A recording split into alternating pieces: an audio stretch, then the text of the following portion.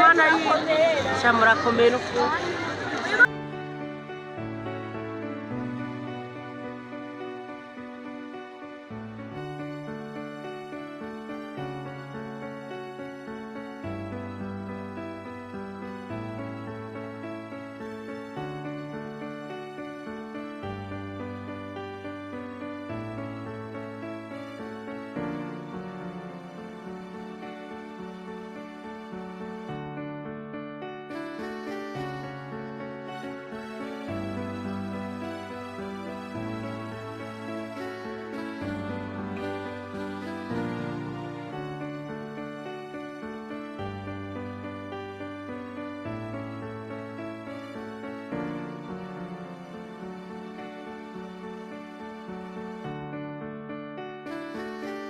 Uno munsi mu gitondo habaye ibintu bidasanzwe mu ntara ya Cibitoki, neza na neza muri komine Rugombo.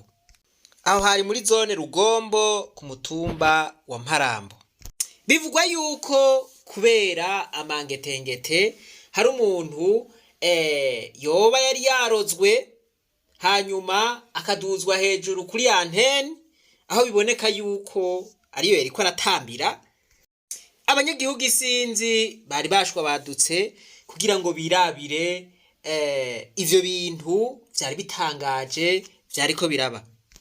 Abari ngaho bavuga yuko umugabo yitwa Ndabarusha yahora akoresha umukozi, hanyuma uwo mukozi wiwe akagera aho amwishuza amahera yari amaze gukorera.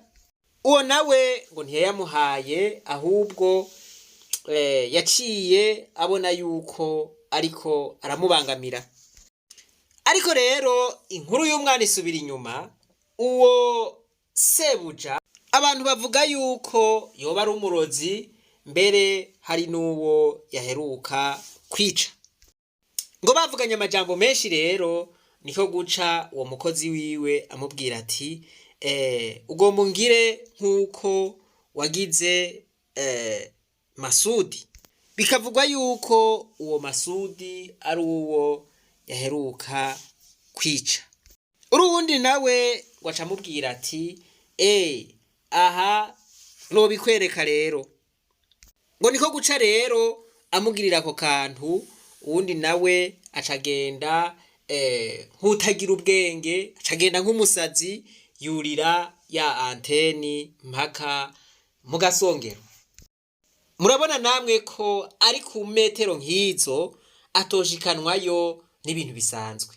Umuntu afise ubwenge bukora neza biragoye yuko yoduga agahagarara muri aka gasongero muriko muritegereza.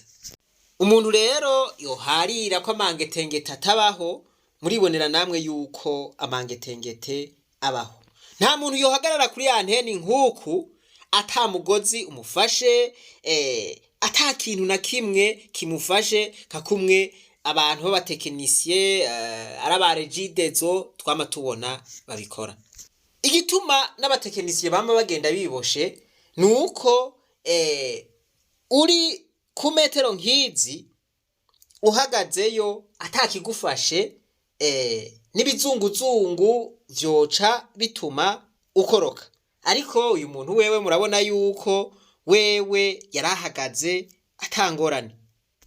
Vyumvikana ko ari ayo mangetengete nyene. No kwemeza neza yuko ibintu vy'amangetengete ari ibintu vya sekibi, ni ibintu vya shetani. Kubera iki umuntu akoresha amangetengete atokora ibintu bihambaye vy'ubuhinga, ibintu mbere vyoshobora gutuma abantu batera imbere? No kuvuga ngo agakora nk'indege canke agakora ikindi kintu coshobora gufasha abantu, mugabo agakoresha ya mangetengete mu kugirira nabi abantu. Murumva yuko ari ibintu vya shetani, ari ibintu vy'amadayimoni mugani w'uwundi muntu. Ni ibintu bakoresha mu kugirira nabi abandi gusa. Kanatsinda shetani nta terambere yokora. Ivyo bintu rero nkuko nabivuze vyateye ubwoba abantu, n'abategetsi bo muri ako karere ba musitanteri ba buramatari murabona yuko ariho bari bajumarariwe bariko baraba ivyo bintu ingene vyagenze. We bapfuye ibintu by'amahera yumva yamuhuriza ku mashini yaramufite ideni rero ry'ibihumbi 800 ejo rero yagiye kumwisuza amuha igice amuha igice rero baca mu byo guswana amubaza yandi mahera aca mubwira uti urabona kajya kanyoni iyo karya hejuru hajya nawe no gushirayo kujya mu gatondo gakeye babona nyene yuriye hejuru kandi yuriye nyene yambaye imboka yonyene n'umupira ngo inkuru y'umwana isubira inyuma aho abanyagihugu bamaze kubona uwo muntu ari hejuru kubera yarozwe ngo boba baciye bahitana ibibuye batera ku rupango rw'uwo avugwa yuko yari yaroze uwo muntu ngo hoba hononekaye ibitari bike niho guca abapolisi baza kubera abanyagihugu bari benshi kugira ngo babashwiragize baca batangura kurasa hejuru.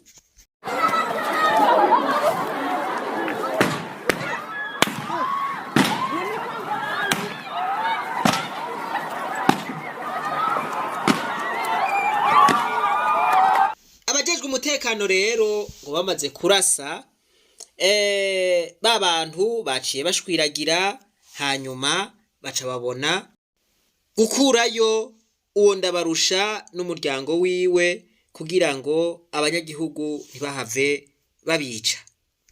Aha bari babatwaye mugabo abajejwe intwaro bamaze kuhashika ibintu vyaciye bicureha nabo nyene batangaye mu bandi nkuko natanguye ndabibabwira. Murabona yuko buramatari wenyene yari yifashe ku munwa ati mbega mana yanje ibi bintu kwari ubwa mbere tubibona birabaho. Ego cane murabona yuko bibaho nyene. Nguwo mutipe Ndabarusha yari yakoze ivyo yahavuye avuga ati mbisa ndabereke aravuga ati nimwigigweyo ndamukureyo. Murumva kameme yuko yavyemeye ko yari yabikoze. Murumvaga abantu b'Imana ati bwira abantu bigigweyo ndabereke. Mu nyuma bahavuye babona wa muntu yari kuri anteni hejuru atangura kururuka buke buke. Abanyagihugu ivyo vyose bariko babikurikiranira hagufi babonye atanguye kururuka banezerewe cane. Yavuye ashika hasi rero abanyagihugu baranezerwa cane ariko bose bahavuye baca batwagwa n'igipolisi kumvo z'amatohoza. Murazi yuko amatohoza yabo aca atangura mugabo nibaza yuko ataramwe tuzi nibaza yuko ari amatohoza bazomenyesha abenegihugu ico yavuyemo. Murabona kameme yuko abanyagihugu banezerewe babonye uwo muntu avuyeyo umuntu yamanitswe kuri antene. Ico nagomba kuvuga ni iki? Abarozi murabona yuko babaho. Abarozi barabaho. Ivyo nta kubikekeranya. Kuva na kera abarozi bariho. Abarozi bamyeho. No muri Bibiliya nukuvuga ngo Bibiliya iravuga kuvyerekeye abarozi. Ariko rero mu gihugu ca Isirayeli birinze bimenyekana yuko uri umurozi, ijambo ry'Imana riravuga ngo umurozi kazi ntabeho. Umurozi kazi. Bibiliya ivuga umurozi kazi, byumvikana yuko hariho n'abarozi b'abagabo. Ngo umurozi kazi ntabeho. Voilà. Urinze umenyekana ko uri umurozi baca bakwica. Mu Burundi ibi bintu by'amangetengete biragoye. Amategeko umengo ntaca bivuga ko neza kuko biragoye kwerekana. Biragoye vy'ukuri kwerekana yuko hakoreshejwe amangetengete, murumva yuko ari ibintu nyene vy'imiyaga mibi bisize ubwenge. Ryaba ibwirizwa shingiro ntaco ribivugako, eka mbere n'amategeko mpanavyaha canke le code penale, sinibaza yuko ari ikintu kirekire avuga ku bintu vy'amangetengete. Ibi bintu rero leta irakwiye kuvyigako neza, ibishoboka bakabishira mu mategeko, kuko murabona yuko bibaho kandi n'abantu barapfa bivuye ku bintu vy'amangetengete. Gusa nk'uko nariko ndabivuga, biragoye kwerekana umuntu adafatanywe itonga. Ariko kandi ibi bintu birakunda no gutuma abanyagihugu bihanira. Murakunze kumva aho abantu benshi baba bapfuye bagirizwa ibintu vy'uburozi. Rero mu gihe ibi bintu vyama vyateye ingorane bikabamwe igipfungu, leta irakwiye gutegura amategeko ahana ufashwe akoze ibi bintu.